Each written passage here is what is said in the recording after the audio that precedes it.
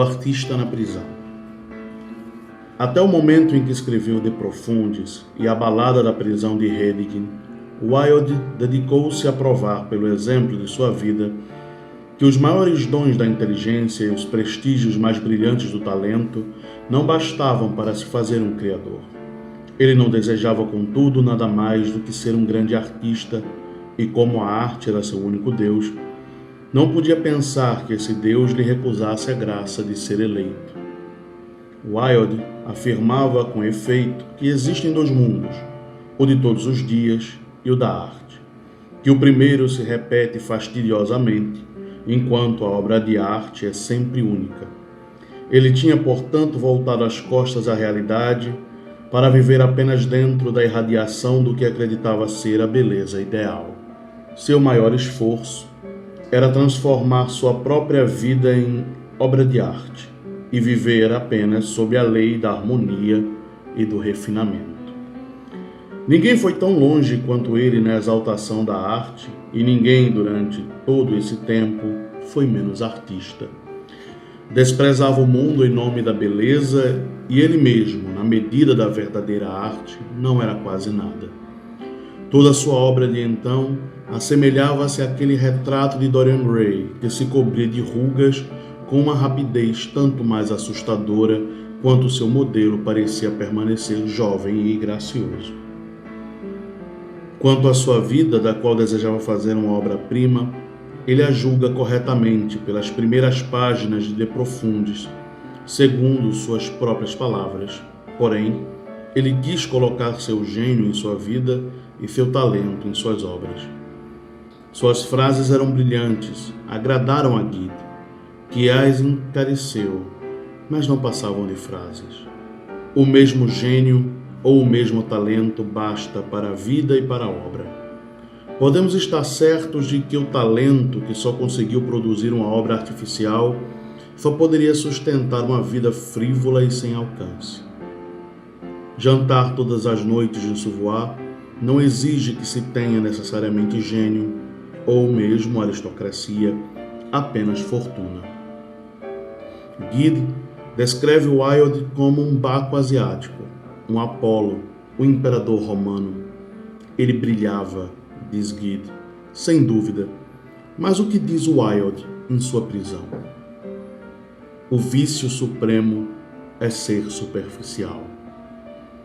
É duvidoso que alguma vez antes da sua condenação, Wilde tenha pensado que existem prisões. Se alguma vez pensou, foi com a convicção tácita de que não eram feitas para homens de sua qualidade. Ele certamente estimava que o aparelho judiciário não tinha outra função a não ser servi-lo, a ele, privilegiado, posto que foi o primeiro a chamar o pai de Lord Douglas diante dos tribunais. Por um estranho desvio, aqueles mesmos tribunais o condenaram. Quando desejou pôr a lei a seu serviço, ela o julgou. Foi assim que soube que existiam prisões.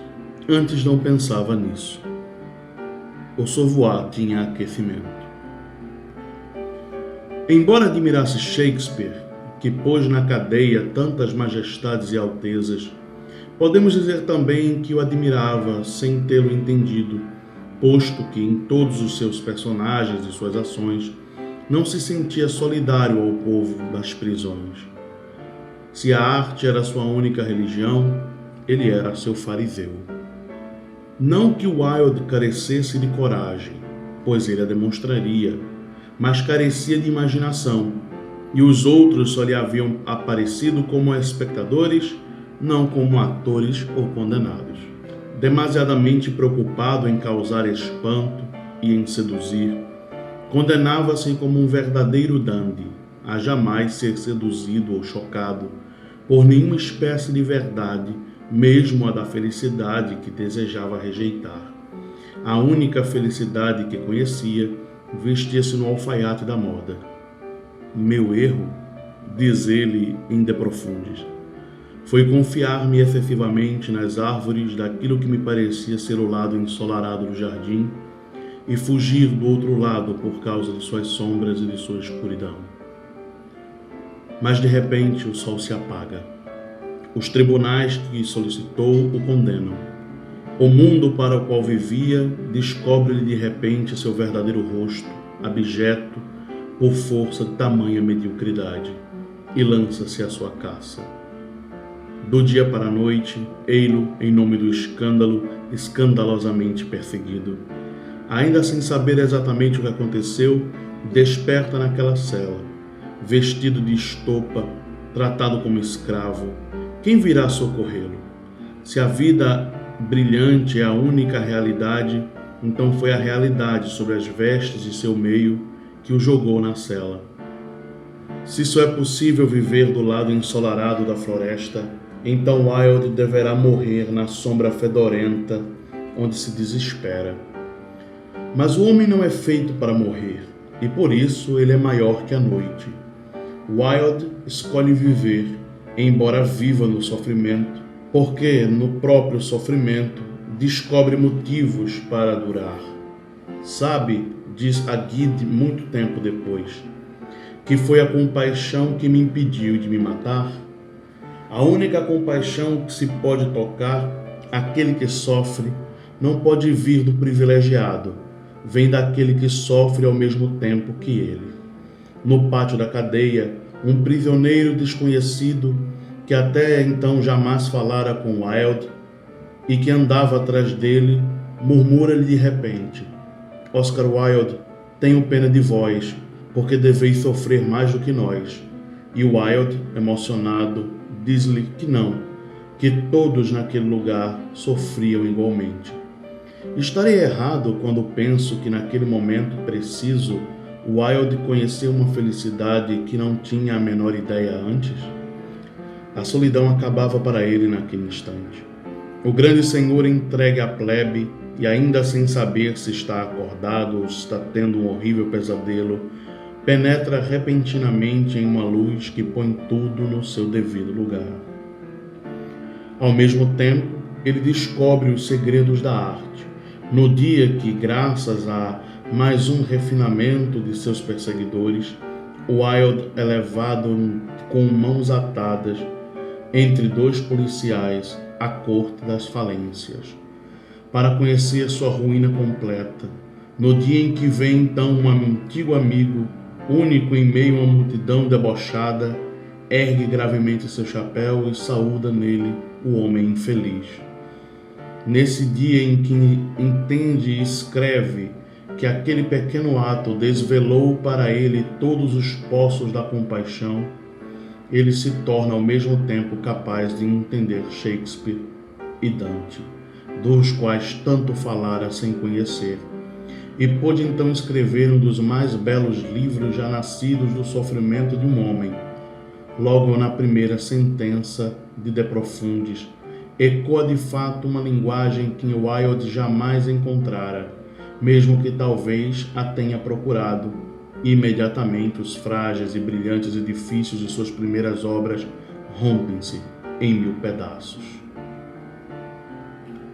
Então talvez começa outra loucura, que sob o choque da descoberta, identifica cegamente toda a vida com a dor. Mas naquele momento, Wilde merece apenas carinho e admiração. Apenas seu século, o mundo em que vivia, é responsável. De fato, é a culpa das sociedades servis como a nossa que faz com que a dor e a servidão sempre sejam necessárias para entrever uma verdade que, entretanto, também pode ser encontrada na felicidade, quando o coração é digno dela. Existiria conquista maior do que a de homens que se elevassem ao despojamento da felicidade?